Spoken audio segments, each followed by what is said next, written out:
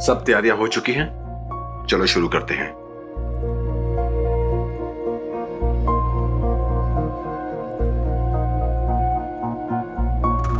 Sir, मैं doctor Praful को बुलाती हूँ। हाँ जल्दी बुला के ले आओ। Doctor Prafulla, doctor Prafulla. आप लोग सब बाहर निकलिए। इतना छोटा सा ऑपरेशन था, मर कैसे सकती हो वो? डॉक्टर, तुझको तो आज मैं छोड़ूंगा नहीं, काट डालूंगा उससे।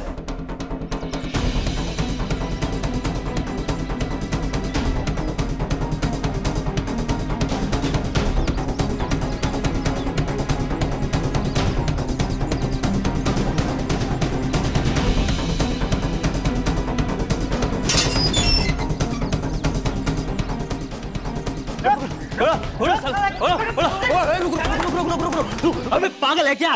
देख नहीं रहा किसका घर है? अंदर जाएंगे तो फंस जाएंगे। बुड्ढे की पहुंच बहुत ऊपर तक है। तो क्या हुआ? इतना डर क्यों रहे हैं? घुस के खींच लाते ना उसको। देख, तुझे जाना है तो जा, हम लोग रिस्क नहीं लेंगे। अरे यार, पैसे कैसे मिलेंगे? चल बाद में आते हैं। अरे रुक विजय, बाहर आ, नहीं तो दरवाजे तोड़ के अंदर आ जाएंगे।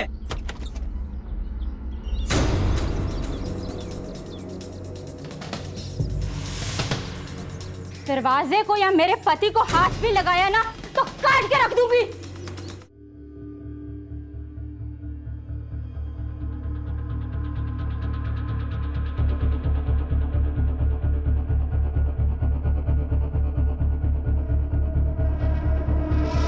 क्या हो रहा है यहाँ पर? शास्त्री जी, आपके दामाद विजय ने हम लोगों से लाखों रुपए लिए और अब वापस नहीं कर रहा है। हाँ बिल्कुल नहीं दे रहा है वो। और शांति रखिए, मैं विजय को लेके आता हूँ, लेकिन तब तक आप सब लोग शांति से खड़े रहेंगे, कोई हंगामा नहीं। माँ जी प्लीज बाबूजी को समझाइए ना, इस बार पैसे दे दे, मैं जल्दी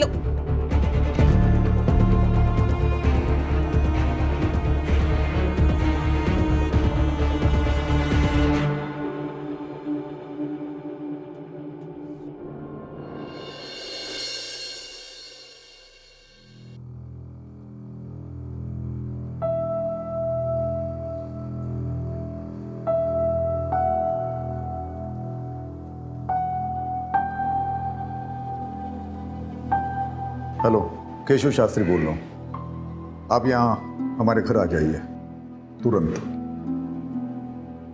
बाबूजी, बाबूजी मैं आपका दामाद हूं, आप ऐसा नहीं कर सकते। ये लोग मुझे मार देंगे, आपकी बेटी भी।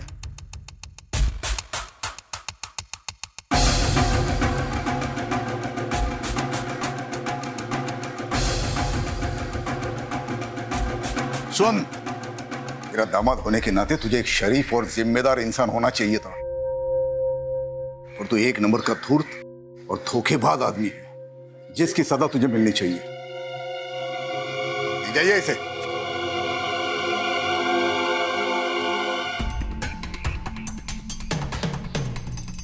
मैं चाहता हूं कि आप सभी को न्याय मिले, और जिस किसी को भी मेरे दामाद विजय से प्रॉब्लम है, वो बिना कानून अपने हाथ में लिए पुलिस की मदद ले ले, वरना वो भी मेरी नजर में उतना ही गुनहगार होगा जितना कि विजय। बाबूजी, बाबूजी आपने ये सही नहीं किया। विद्या, अपने बाबूजी से ऐसे बात करते हैं? विद्या, सही क्या है गलत क्या है तुमसे सीखने की जरूरत नहीं है मुझे। और बाबूजी ने वही किया जो एक शरीफ इंसान को करना चाहिए। मक्खन लगाना बंद करो, अगली बारी तुम दोनों की। तुम्हें क्या लगता है, मुझे पता नहीं कि मेरी गैर मौजूदगी में तुम दोनों मेरे दवाखाने में क्या करने जाते हो? सारे पेपर्स मैंने ऑडिट के लिए भेज दिए हैं। ऑडिट का रिपोर्ट आएगा तो तुम दोनों को भी भेज दूंगा जेल में हवा खाने के लिए।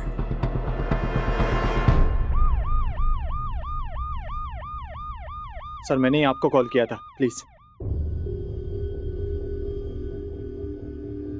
डॉक्टर सेठ, आपने कहा था कि एक पेशेंट की डेथ हुई है। हाँ सर, पेशेंट की बॉडी तक उठा कर ले गए और रिलेटिव्स के सर पर तो खून सवार था। मैं बहुत डर गया था, इसीलिए फिर आप लोगों को फ़ोन किया। ऑपरेशन आप ही कर रहे थे? नहीं, मतलब लेकिन यहाँ सर्जन तो डॉक्टर प्रफुल्ल है ना? मेन सर्जन तो डॉक्टर प्रफुल्ल ही हैं। 10 साल से मैं यहाँ नर्स का काम कर रही हूँ, लेकिन इससे पहले उन्हें ऑपरेशन छोड़ के इस तरह से जाते हुए कभी नहीं देखा मैंने। तो आज क्या हुआ था? रिपोर्ट सुनते ही वो ऑपरेशन डॉक्टर सेठ के हाथ में सौंप कर निकल गए और डॉक्टर से नर्वस हो।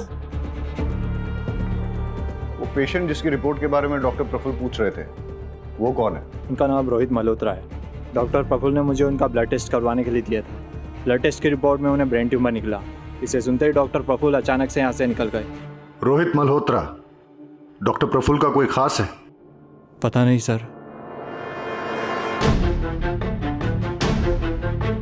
डॉक्टर प्रफुल्ल एक रैंडम आदमी रोहित मल्होत्रा, उसकी रिपोर्ट्स के बारे में जानने के बाद एक 5 साल की बच्ची को चलते हुए ऑपरेशन के बीच छोड़कर चले गए। पता करो ये रोहित मल्होत्रा कौन है। रहीमी, डॉक्टर प्रफुल्ल के कॉल डिटेल्स निकालो और लोकेशन ट्रेस करने की कोशिश करो। और ये आदमी जो डॉक्टर प्रफुल्ल के पीछे भागा है, पता करो कौन है। Okay sir. Sir doctor Prafulla के लैंडलाइन फ़ोन के लास्ट डायल नंबर के मुताबिक उन्होंने न्यूरोलॉजिस्ट डॉक्टर मीनल शाह से कांटेक्ट किया था। जब हमने मीनल शाह से बात करने की कोशिश की, उन्होंने पेशेंट के बीच की कॉन्फिडेंशियलिटी का हवाला देकर हमसे बात करने से मना कर दी। रोहित मल्होत्रा की रिपोर्ट्स मिली? हॉस्पिटल के सारे कंप्यूटर्स चेक करो। पेशेंट रिकॉर्ड्स में कहीं ना कहीं जरूर कुछ मिलेगा। ये आप क्या कह रहे हैं? ऐसा पहले कभी नहीं हुआ। ऑपरेशन छोड़ के बीच में वो कभी नहीं गए। वो कल रात से गायब है। आपने उन्हें एक भी बार कॉल नहीं किया या उन्होंने भी आपको कांटेक्ट नहीं किया? क्योंकि ये नॉर्मल है सर। पिछले 2-3 महीने से वो काफी बिजी चल रहे थे और कई बार तो 2-3 दिन तक वो घर भी नहीं आते थे। हमारी तो फोन पर भी बात नहीं होती थी। डॉक्टर प्रफुल्ल किसी प्रॉब्लम में थे? कोई टेंशन, कोई स्ट्रेस? नहीं सर, ऐसी तो कोई बात नहीं थी। अच्छा, आप उनके किसी पेशेंट रोहित मल्होत्रा के बारे में कुछ जानती हैं? रोहित? नहीं सर। Hello sir.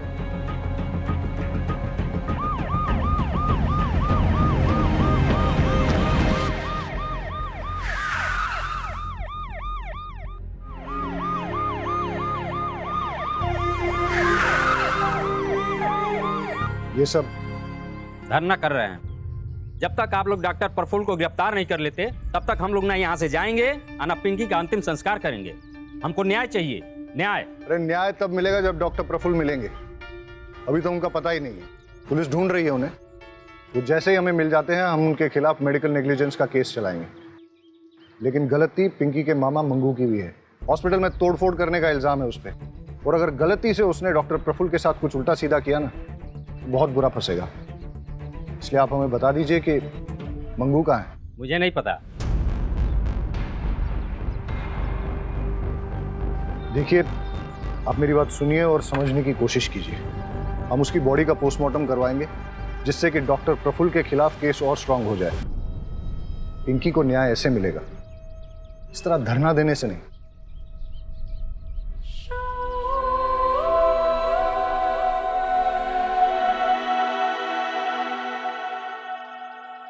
गांव वालों पे नजर रखो।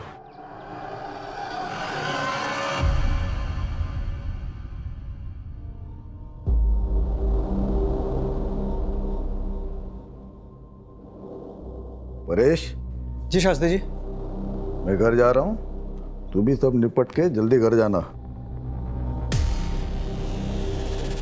कल सुबह की ट्रेन है, मेरी याद है ना?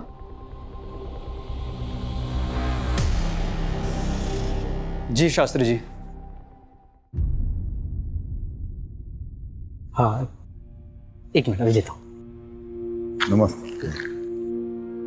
जी देखिए ना, केवल लगवा लिया। दुकानदारी बढ़ गई, लोग आने शुरू हो गए। बढ़िया है, बस इसी तरह तरक्की करो। मेरी शुभकामनाएं तुम्हारे साथ है।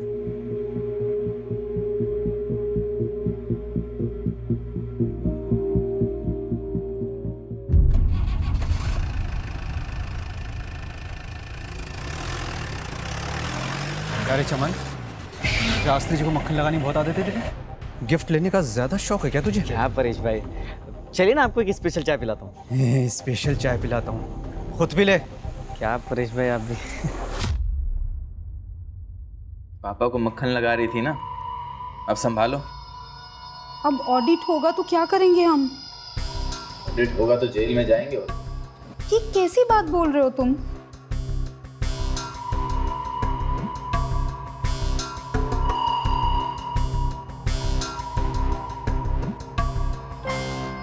कुछ बोलोगे तुम? मुझे बहुत डर लग रहा है। तू टेंशन मत ले, सब संभाल लिया मैंने। कल अपनी जिंदगी बदलने वाली है। हाँ?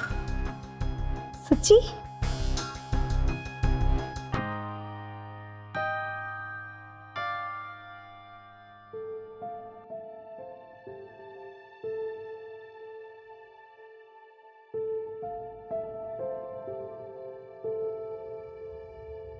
बाबूजी, आपसे कुछ बात करनी है। तुम्हें पता है ना, इस रूम में किसी को भी आने की इजाजत नहीं है। बाबूजी, आप प्लीज विजय को छुड़वा लीजिए, प्लीज। चलो चलो यहाँ से बाबूजी, बाहर जाओ। बाबूजी मेरी बात तो सुनिए। बाबूजी प्लीज मेरी बात बाहर सुनिए। जाओ।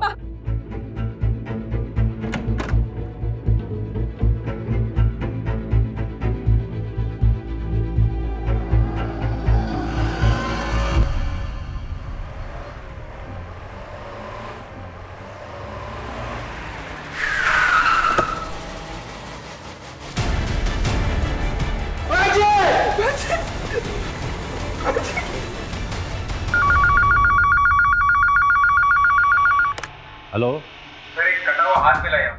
क्या? कहाँ?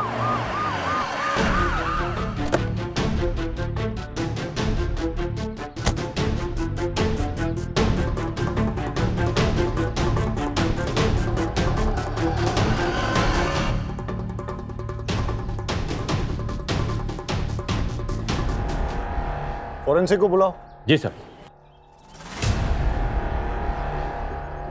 कट को देखकर ऐसा लग रहा है कि हाथ को किसी घरेलू हथियार से काटा गया है। सब नाखून उखाड़े गए, मतलब टॉर्चर। लगता नहीं है यहाँ कोई सीसीटीवी मिलेगा। इन लोगों से पूछताछ करो, देखो कुछ और इन्फॉर्मेशन मिलती है क्या। कब देखा ये?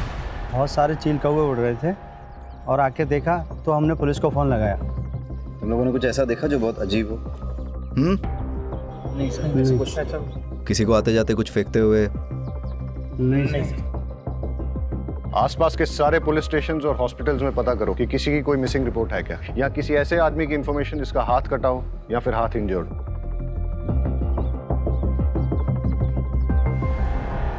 डॉक्टर प्रफुल्ल की कोई लीड? नहीं सर, डॉक्टर प्रफुल्ल ने अपनी वाइफ से कांटेक्ट किया ना किसी जानने वाले से, उनका नंबर भी ट्रेसेबल नहीं आ रहा। और मगनू? सर उसके बारे में भी कुछ पता नहीं चल पाया सर। हो सकता है मंगू ही डॉक्टर को उठा ले गया हो। किडनैप? लेकिन अभी तक कोई रैंसम कॉल आया नहीं। वाघेला सर, हॉस्पिटल की इन्वेस्टिगेशन से कोई लीड मिली? यस सर, 2 बातें निकल के सामने आई सर।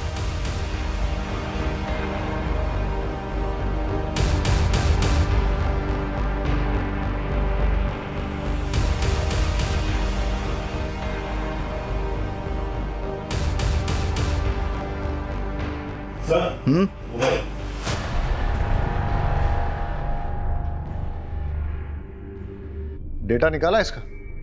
सर फोन में 256 बिट इंक्रिप्शन है, लेकिन हम क्रैक कर लेंगे। सर एक बात और, रोहित मल्होत्रा की रिपोर्ट्स की हार्ड कॉपी तो नहीं मिली, लेकिन लैब के कंप्यूटर से कुछ हाथ लगा है।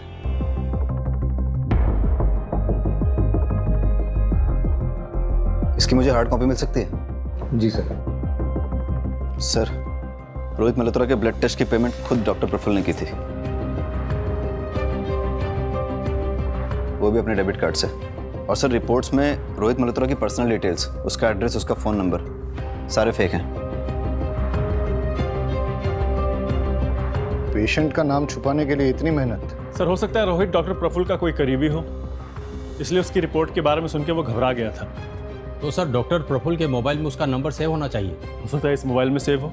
लेकिन डॉक्टर प्रफुल्ल ने अभी तक अपनी वाइफ, दोस्तों या रिश्तेदारों को कांटेक्ट नहीं किया है, और उसकी वाइफ कह रही थी कि इससे पहले वो कभी भी ओटी से ऑपरेशन छोड़ के गए नहीं है। Very interesting. रोहित मल्होत्रा की एज 46 साल, डॉक्टर प्रफुल्ल की एज भी 46 साल, दोनों का ब्लड ग्रुप AB नेगेटिव, और ये डॉक्टर प्रफुल्ल के मोबाइल के लास्ट 3 डिजिट्स 436। रोहित मल्होत्रा के मोबाइल के आखिरी 3 डिजिट 643। इतना बड़ा कोइंसिडेंस नहीं हो सकता। डॉक्टर प्रफुल्ल और रोहित मल्होत्रा का डीएनए मैच करके देखो। अगर मैच नहीं होता है तो फिर रोहित मल्होत्रा को ढूंढना पड़ेगा। मैच हुआ तो डॉक्टर प्रफुल्ल ही रोहित मल्होत्रा है और उसे ब्रेन ट्यूमर है।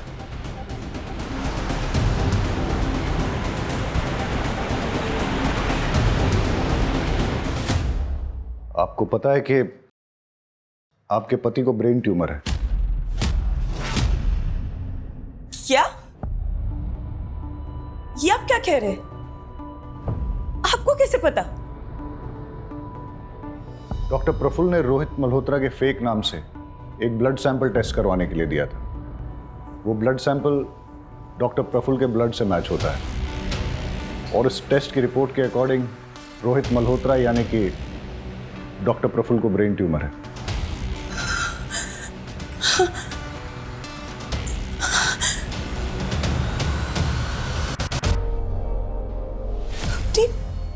बीमारी तक मुझसे छुपाने लगे। पहले ऐसे नहीं थे, सब बताते थे मुझे, बहुत प्यार करते थे। पता नहीं क्या हो गया, क्यों? आप प्लीज उन्हें ढूंढिए, प्लीज। आप चाहे ना माने पर वो बुरे इंसान नहीं है। आप प्लीज उन्हें ढूंढ दीजिए, प्लीज प्लीज।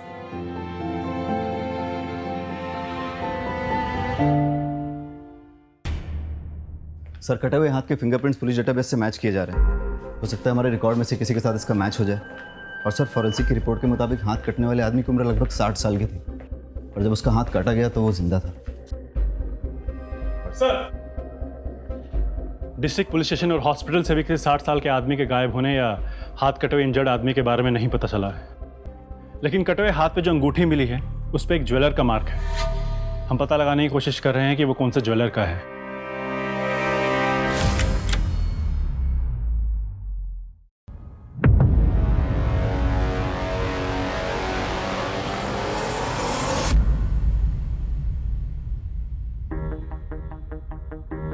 परेश भैया, ये सब दवाखाना कैसे हो गया? तू निकल यहां से। मैंने तुझसे कहा ना, निकल यहां से। चल निकल यहां से।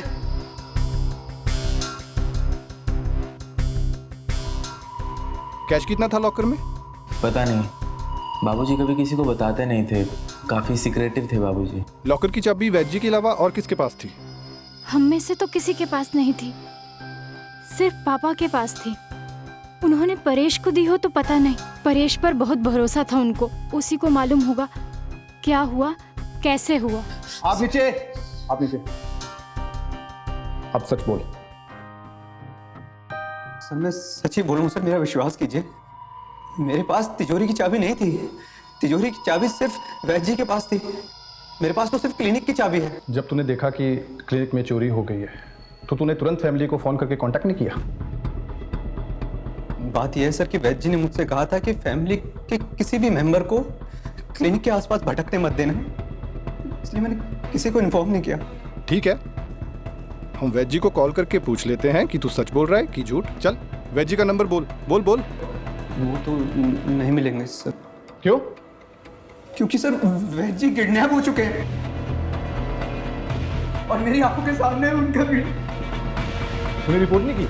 वो लोग भाग गए सर। कौन सी गाड़ी थी और नंबर क्या था? मुझे कुछ याद नहीं सर। उस समय मेरा दिमाग सुन्न हो गया था, मैं कुछ देख और समझ नहीं पाया। मुझे कुछ याद नहीं सर। हाँ, गाड़ी छोटी थी, मतलब कार थी, इतना मुझे याद है।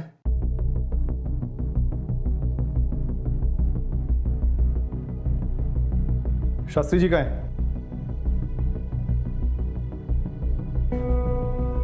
कॉन्फ्रेंस के लिए गए हैं इगतपुरी। अच्छा, अगर मैं कहूं कि वो वहां पे पहुंचे ही नहीं है।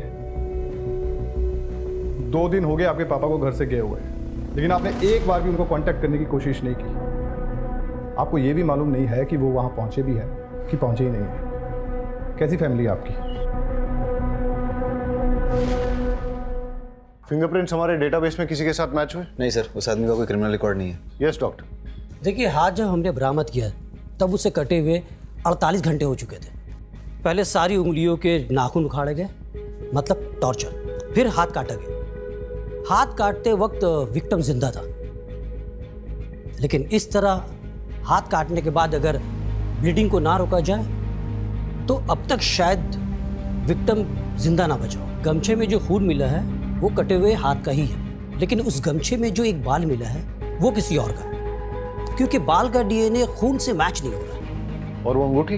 उंगली में अंगूठी का कोई ऐसा निशान नहीं है जैसा कि अंगूठी पहनने वाले की उंगलियों में होता है, जिसका मतलब है कि हाथ कटने के बाद अंगूठी पहनाई गई हो। क्यों कोई किसी का हाथ काटकर उसमें अंगूठी पहनाकर फिर हाथ को फेंक देगा? क्या वजह हो सकती है? हो सकता है हमें कोई क्लू देने की कोशिश कर रहा हो, या क्रिमिनल हमें मिसलीड कर रहा है। यानी कि क्रिमिनल या तो निहायती बेवकूफ़ है या फिर बहुत ही डेयरिंग, जो हमें चैलेंज करने की कोशिश कर रहा है। लेकिन सर, पुलिस को कोई चैलेंज क्यों करेगा? होते हैं कुछ साइको ऐसे।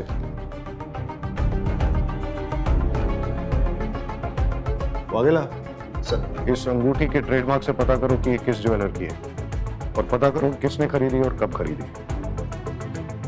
ठीक है सर। Thank you doctor. तो डॉक्टर प्रफुल्ल के कैबिन में मिला फ़ोन डिक्रिप्ट हो गया है। हमें उसमें कुछ फोटोग्राफ्स और 10 फ़ोन नंबर मिले हैं। उन नंबरों को नाम के साथ सेव नहीं किया गया है। इंटरेस्टिंग। पता करो ये 10 फ़ोन नंबर किसके नाम पे रजिस्टर्ड हैं और इन सबसे कांटेक्ट करो। और ये जो फोटोग्राफ्स हैं वो किसके हैं? सो डॉक्टर प्रफुल्ल के और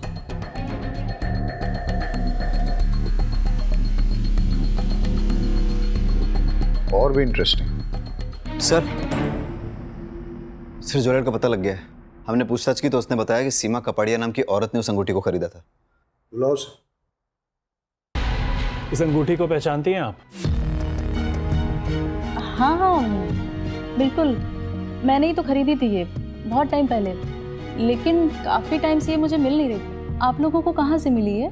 डॉक्टर प्रफुल्ल पारिक को जानती हैं? नहीं तो मैं किसी डॉक्टर प्रफुल्ल को नहीं जानती। लेकिन ये फोटोज तो कुछ और ही बोल रही हैं।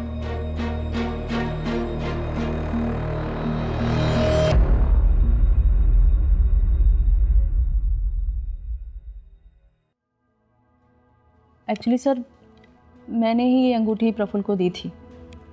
वो कॉलेज टाइम में हम साथ थे, हमारा अफेयर चल रहा था। लेकिन कुछ टाइम बाद मेरी शादी मिस्टर कपाड़िया से हो गई और प्रफुल्ल की भी शादी हो गई, लेकिन हमारा मिलना जुलना अभी भी जारी था। लेकिन आपने डॉक्टर प्रफुल्ल को पहचानने से भी इनकार क्यों किया? प्रफुल्ल कुछ टाइम पहले से मुझसे पैसे मांगने लगा। कह रहा था कि उसके हॉस्पिटल में कुछ लॉस चल रहा है। मैंने स्टार्टिंग में तो पैसे दे दिए, लेकिन वो मुझसे बार बार पैसे मांगने लग गया। जब मैंने मना किया तो मेरी कुछ फ़ोटोज़ उसके पास थी, मुझे ब्लैकमेल करने लग गया। तो फिर आपने क्या किया? मैं क्या करती सर, किसी ना किसी तरह पैसे का अरेंज करके उसको देती रही, लेकिन उसकी डिमांड्स बढ़ती जा रही थी। इसलिए आपने उसको गायब करवा दिया या फिर मार ही दिया? नहीं नहीं, बिल्कुल भी नहीं सर। सर मैंने ऐसा बिल्कुल नहीं किया है सर, ट्रस्ट मी, मैंने कुछ भी नहीं किया सर, कुछ नहीं किया। अंगूठी तो डॉक्टर प्रफुल्ल की ही है और कटा हुआ हाथ किसी और का है। दोनों में कोई ना कोई कनेक्शन तो होना चाहिए। कैसा कनेक्शन सर? आपको लगता है ये हाथ काट कर डॉक्टर प्रफुल्ल ने डंप किया है? पाठक, डॉक्टर प्रफुल्ल के गायब होने से पहले वो हाथ काटा गया है, और डॉक्टर प्रफुल्ल किसी का हाथ काट के उसे अपनी अंगूठी क्यों पहनाएंगे? वो अपने ही खिलाफ कोई क्लू क्यों प्लांट करेंगे? हो सकता है कोई ऐसा तीसरा आदमी हो जिसका इन दोनों के साथ कनेक्शन हो।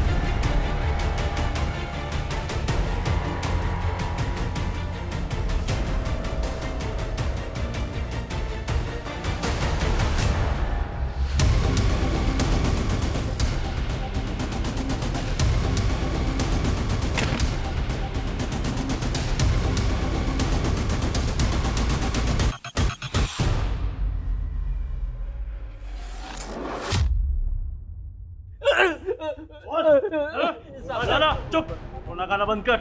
ये बता डॉक्टर प्रफुल्ल कहाँ है? मुझे कुछ नहीं पता। बता, बोल। मैं तो आपके डर के वजह से मैं चुप रहा था साहब। मेरे पास खाने के भी पैसे खत्म हो गए थे साहब, इसलिए मैं गाँव पैसे लेने गया था। तू बताता है डॉक्टर प्रफुल्ल कहाँ है या दुए? साहब मुझे नहीं पता साहब, पता होता तो मैं खुद ही उसको मार देता। अब तक आपको उसकी लाश मिल चुकी होती साहब। साले की किस्मत बहुत अच्छी है, उस दिन बच के भाग गया मेरे हाथों से साहब।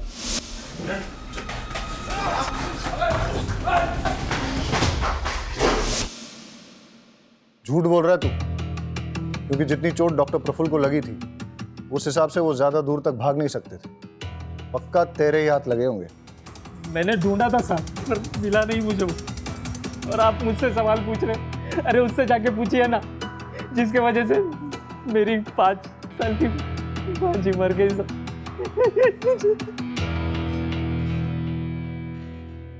देख, उसकी वजह से उस डॉक्टर पर मेडिकल नेग्लिजेंस का केस बनता है, और ये बात पोस्टमार्टम रिपोर्ट से साफ हो जाती है कि पिंकी की मौत डॉक्टर की लापरवाही की वजह से ही हुई थी।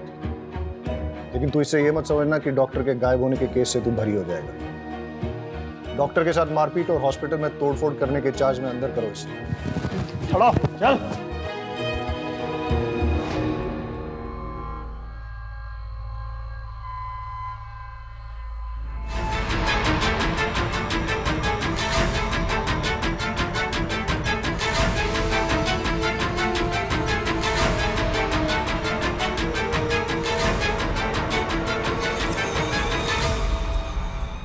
सही कहा था आपने कि वैद्य जी किसी को भी अपना लॉकर छूने नहीं देते, लेकिन हमें वहां पर एक और फिंगरप्रिंट मिले हैं और वो आपके हैं। मैंने कोई चोरी नहीं की है सर। माँ देखिए ना ये क्या कह रहे हैं, बताइए ने। हाँ माँ जी, इन्होंने कुछ नहीं किया है। मैंने कोई चोरी कुछ नहीं किया है सर। मैंने कुछ नहीं किया है तो फिर डर क्यों रहे हो? तलाशी लो। सर तलाशी किस बात की जब मैंने कुछ किया ही नहीं है।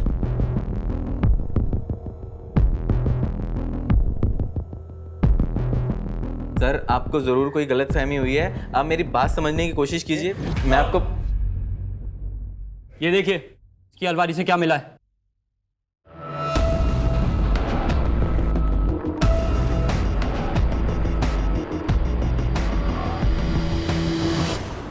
सर जो 10 फ़ोन नंबर प्रफुल्ल के सीक्रेट फ़ोन से मिले थे उन सब से कांटेक्ट किया।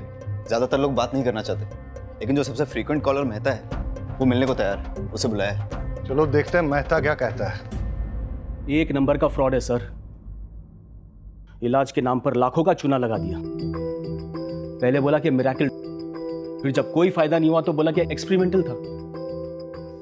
एक्सपेरिमेंटल?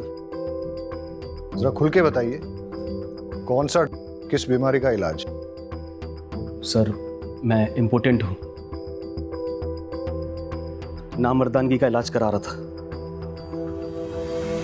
सर मेहता और बाकी 9 लोग जिनके नंबर उस फोन में से मिले थे उनका कच्चा चिट्ठा निकालते हैं। हो सकता है इनमें से किसी ने डॉक्टर प्रफुल्ल से बदला लेना चाहा हो सकता है कि तुम्हारी थ्योरी सही हो,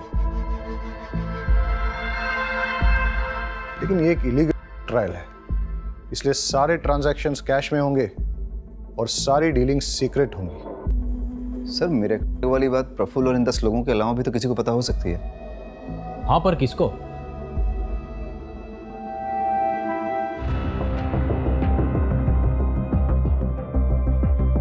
वो 10 आदमी जिन पे ये एक्सपेरिमेंट चल रहा था, उनमें से किसी ने भी डॉक्टर प्रफुल्ल या आपको कोई धमकी वगैरह दी?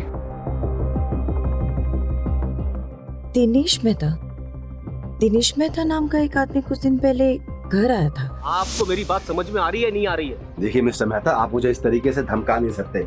आपने कंसेंट लेटर साइन किया है, ये बात आप भूलिए मत मिस्टर मेहता। फिर आप भी मत भूलिए कि इलीगल कामों में कंसेंट लेटर नहीं चलता। अब आपकी गर्दन मेरे हाथों में, मुझे मेरा पैसा वापस करिए वरना अंजाम भुगतने के लिए तैयार हो जाओ। प्रफुल्ल ने क्या कुछ नहीं किया पैसे कमाने के लिए, पर क्या मिला इस पैसे से? सब बर्बाद कर दिया, कुछ नहीं बचा है। डॉक्टर प्रफुल्ल ने आपके नाम पे 5 करोड़ की इंश्योरेंस पॉलिसी ली है। आप कहना क्या चाहते हैं? कुछ नहीं, मैं सिर्फ इतना याद दिला रहा हूँ कि उनके जाने के बाद भी आपको पैसों की तंगी नहीं होगी। 5 करोड़ रुपए बहुत होते हैं। आप मुझ पे शक कर रहे हैं? जब तक हमें किसी के खिलाफ कोई ठोस सबूत नहीं मिल जाते तब तक हमारे लिए सब सस्पेक्ट है।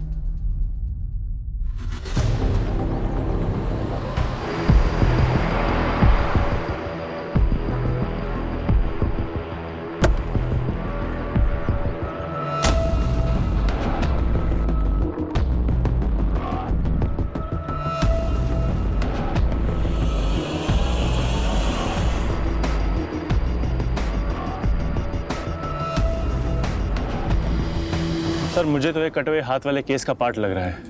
देखिए ना, इस पैर को ऐसी जगह डंप किया है जहाँ पे आसपास सीसीटीवी कैमरा होना मुश्किल है। वागेला रहीमी, आसपास चेक करो, कुछ और क्लू मिलता है क्या?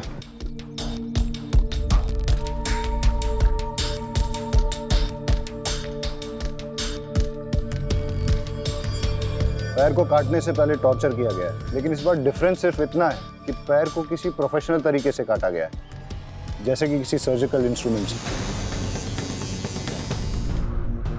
हो सकता है कि हम सही हो। ये कटा हुआ पैर और वो कटा हुआ हाथ एक ही बॉडी का हो। डीएनए मैच करा के देखते हैं और देखते हैं कि फॉरेंसिक की इन्वेस्टिगेशन से क्या मिलता है।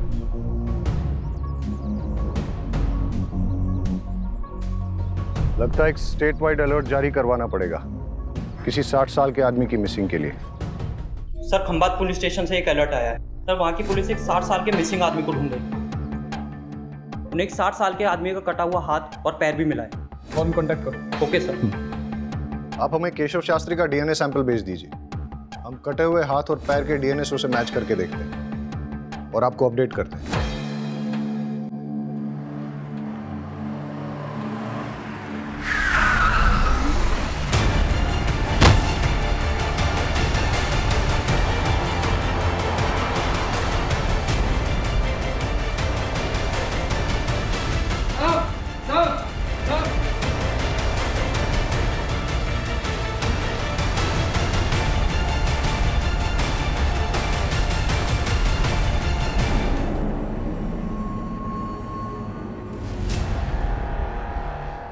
आपने जो डीएनए सैंपल भिजवाया था वो मैच कर गया। इस बार भी पैर काटते वक्त वो आदमी जिंदा था। काटने के लिए बोन सॉ यूज़ किया गया और एकदम बारीकी से काटा गया जैसा कि कोई सर्जन काटता है, और पैर के अंदर कट लगाकर ये ठूस दिया गया था।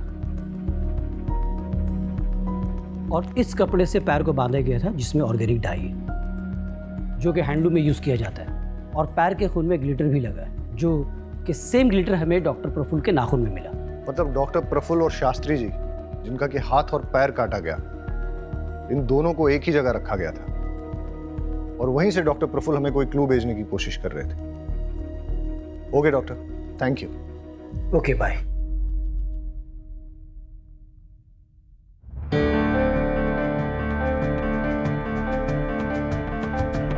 ये बीड्स, हैंडलूम और इस कपड़े में जो ऑर्गेनिक डाई लगी है, ऐसा काम तो आसपास के एरिया में एक ही गांव में होता है। मतलब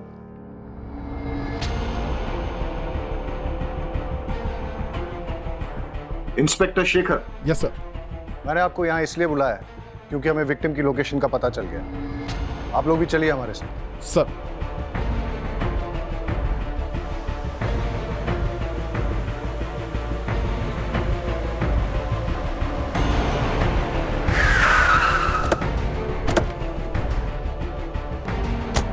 साहब, हमारे गांव में काम चलता था लेकिन कोविड की वजह से बंद हो गया है। पास में एक फैक्ट्री है, उधर देख सकते हैं।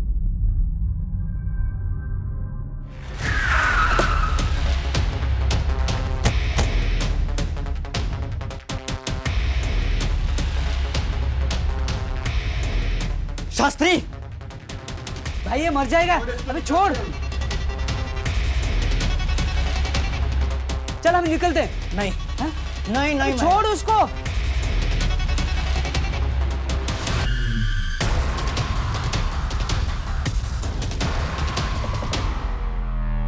छोड़, अबे चल चल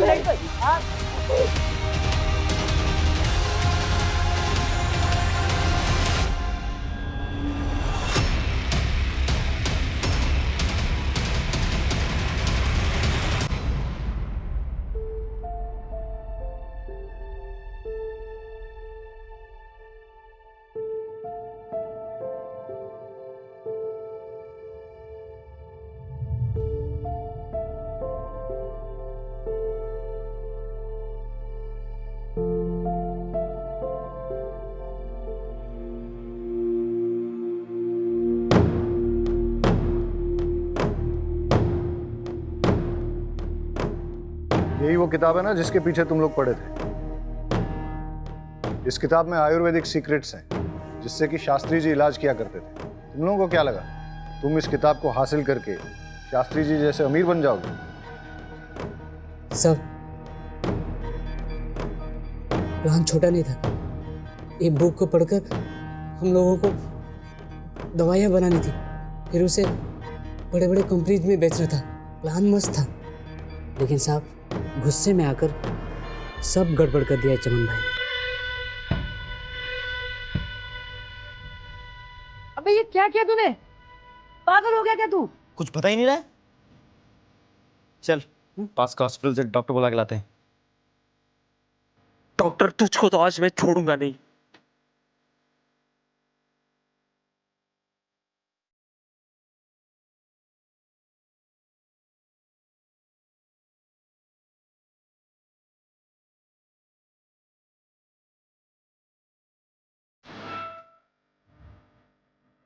लेकिन साहब वो डॉक्टर भी निकम्मा निकला। तो इसलिए तुम लोगों ने डॉक्टर प्रफुल्ल को भी मार दिया? मेरे प्लान के बीच में कोई नहीं आ सकता, चाहे वो डॉक्टर हो चाहे शास्त्री। मैं दवाई बना के बेच कर रहा हूँ। सर लगता है पागल हो गया है।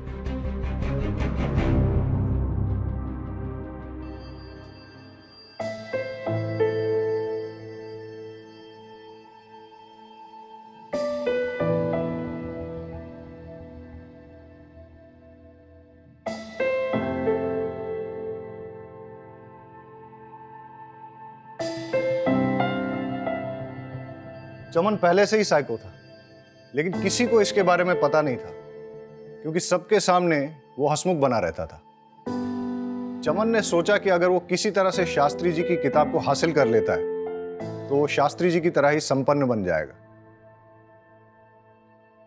लेकिन उसे यह नहीं पता था कि विद्या को चोरी या जबरदस्ती से हासिल नहीं किया जा सकता। विद्या के लिए गुरु बहुत जरूरी होता है। अगर किसी तरह से चमन को ये किताब मिल भी जाती, लेकिन बिना गुरु के वो उसका कोई फायदा नहीं उठा पाता।